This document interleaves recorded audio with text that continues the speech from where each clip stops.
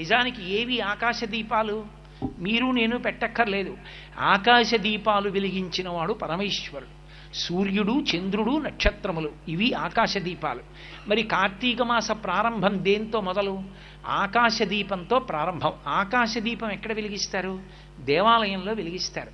దేవాలయంలో ధ్వజస్తంభానికి తాడు కట్టి ఒక చిన్న పాత్రలో దీపం వెలిగించి గాలికి నిధనం కాకుండా రంధ్రములతో ఏర్పాటు చేసి దాన్ని జాగ్రత్తగా సమంత్రకంగా భగవంతుడి నామాలు చెప్తూ భక్తులందరూ చుట్టూ నిలబడి ఉండగా ఆ దీపాన్ని పైకెత్తుతారు. ఎవరి శక్తి కొలది వాళ్ళు కార్తీక మాసంలో ఆకాశ దీపాన్ని పైకెత్తడానికి చమురో ఒత్తులో ఏవో ఒకటి ఇస్తూ ఉంటారు. అది పైకెత్తుతారు. ఎందుకని?